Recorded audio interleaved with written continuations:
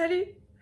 Aujourd'hui, on se retrouve dans une nouvelle vidéo où je vais vous parler d'une histoire qui m'est arrivée. Donc c'est une histoire vraie et cela s'est passé en 2017. Donc si ça vous intrigue, restez avec moi. Du coup, tout commence quand je me suis inscrite en salle de sport parce que j'avais besoin de me remettre en forme afin de pouvoir passer un concours sportif. J'y allais tous les soirs en sortant de l'école. J'y allais environ vers 18 h, on va dire, et je m'entraînais sans relâche. Au bout d'un moment, j'étais inscrite depuis déjà quelques mois et un soir, je ne sais pas comment expliquer ça, mais je me sentais observée. Et cela faisait déjà 2-3 jours que je sentais cette observation sur moi. Du coup, j'ai commencé à changer mes horaires pour aller à la salle de sport. C'est-à-dire qu'après l'école, je rentrais chez moi, puis vers 20 h environ, j'allais à la salle de sport pour faire ma séance d'1 à 2 heures. Et du coup, à cette heure-là, je rejoignais des amis car j'avais des amis qui allaient à la salle de sport et ils y allaient vers 20 h. Du coup, j'ai commencé à me mettre sur leurs horaires et faire mes séances avec eux, justement pour pouvoir ne pas être seule. Un soir, il était environ 22 h, je sors de la salle. Je monte dans ma voiture et il y avait une voiture derrière moi. Bon, jusque-là, tout est anodin, puisque des voitures, là où je suis, forcément en ville, il y en a pas mal. Puis j'ai commencé à emprunter les routes de campagne pour rejoindre la maison de mes parents. Et cette même voiture était toujours derrière moi. Après, je me suis dit, ça peut être quelqu'un qui habite vers chez mes parents, c'est possible, des voisins. Donc je me posais pas plus de questions non plus. Puis une fois vraiment arrivée dans le village de chez mes parents, la voiture était toujours là. Et là, je me suis dit, là, il y a un truc louche. J'ai commencé à monter juste la cité de chez moi et la voiture était toujours là. J'ai un peu accéléré pour la semer entre guillemets et j'ai garé ma voiture devant chez mes parents, phare éteint, et j'ai pas bougé, j'ai fermé ma voiture à clé. Et j'ai vu la voiture passer à côté de la maison de chez mes parents, regarder un peu partout, puis j'imagine ne trouvant rien, j'ai vu la voiture repartir. Mais repartir, j'imagine, sur Nevers, parce qu'ils ont emprunté le chemin que j'ai pris, mais en sens inverse. Car depuis mon village, on voit la côte qui descend à mon village. Du coup, je pouvais voir de loin les voitures et j'ai vu cette voiture remonter la côte et partir. Sur le coup, j'avais vraiment peur et je n'osais même plus respirer dans ma voiture. J'avais le souffle coupé. Là, j'ai commencé à m'inquiéter et trouver ça bizarre. J'en ai parlé à mes parents qui se sont un peu inquiétés et qui m'ont dit juste de me méfier parce que c'était une situation étrange. Le lendemain, retour à la salle de sport, j'explique la situation à mes amis qui m'ont dit que je me faisais des films et que c'était certainement un voisin de chez moi et qu'il fallait pas que je m'inquiète, que je m'inquiétais pour rien en gros.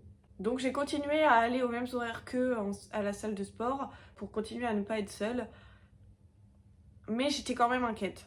Arrive le moment où je vais en stage, je continuais toujours la salle de sport et je me sentais toujours observée. C'était vraiment une sensation bizarre. Un jour à la salle de sport, j'étais sur une machine et un mec vient me parler en me disant « Salut, tu es très jolie ». Du coup, j'ai juste répondu « Ok, merci ». Et j'étais pas bien, j'étais mal à l'aise. Puis ensuite il m'a dit tu feras attention, tu as un pneu qui est à plat. En sortant de la salle de sport, j'ai regardé ma voiture et c'est vrai que j'avais un pneu avant à plat. Le lendemain, j'allais en stage. J'ai demandé à mon grand-père de me rejoindre quand je finissais, c'est-à-dire vers 16-17 h, sur le parking où j'avais garé ma voiture pour aller en stage. Et quand on s'est rejoints tous les deux, mon grand-père m'a dit « Tu te fous de moi, ta voiture elle a rien ». Du coup moi je me souvenais avoir vu mon pneu à plat et je suis allée voir ma voiture et effectivement mon pneu avant était regonflé. Et sur le pare-brise de ma voiture, j'avais une rose. Donc j'ai trouvé ça bizarre. Bon, mon grand-père est reparti du coup parce que il avait pas besoin de regonfler mon pneu au final. Et là j'ai commencé vraiment à m'inquiéter. Le lendemain, je retourne à la salle de sport le soir, j'explique ça à mes potes, tout ça. Et là même eux, ils commencent à trouver ça chelou. J'ai reçu par la suite un message sur Facebook d'un mec qui m'a envoyé une photo de ma voiture en me disant « Est-ce que tu as bien eu la rose ?» Et là, j'ai tout compris. Je me suis dit que j'étais pas folle, que depuis le début, j'étais observée, j'ai été suivie. Et que c'était par ce mec-là. Tout de suite, je l'ai bloqué. J'ai prévenu la salle de sport de ce que ce type me faisait, qui était au final un peu du harcèlement.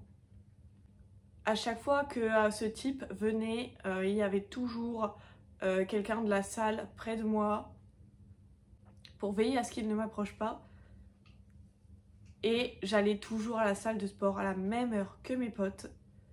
Au moins quand je sortais de la salle, je sortais avec mes potes, je montais dans la voiture, mes potes étaient là, je leur disais au revoir et j'étais pas toute seule pour aller en stage.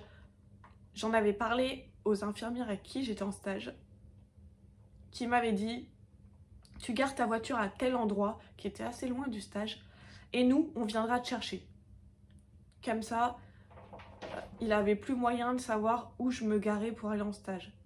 Et c'est ça qui est quand même ouf dans l'histoire, parce que ce type-là savait où j'étais en stage et où je me garais pour y aller. Car il a retrouvé ma voiture, a regonflé mon pneu et a mis une rose dessus. Et d'ailleurs, je le soupçonne d'avoir lui-même dégonflé mon pneu. Comme ça, au moins, il pouvait justement me le regonfler et dire, tu vois, grâce à moi, pour se faire un peu passer pour le sauveur. Enfin bref, de cette histoire, j'ai vraiment eu très peur. Ce gars-là me faisait vraiment flipper et c'est la première fois qu'on me suit comme ça, jusqu'au boulot en plus, jusqu'à chez moi, qu'on me dégonfle un pneu pour le regonfler. J'ai vécu une situation très angoissante.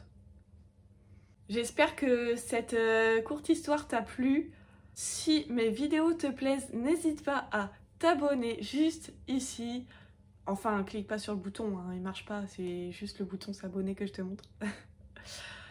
Et lâche un like si tu as aimé ma vidéo. Moi, ça me montrera que tu l'as aimé, que tu aimes mon contenu. Je te dis à bientôt pour une nouvelle vidéo. Merci beaucoup, je te fais des gros bisous.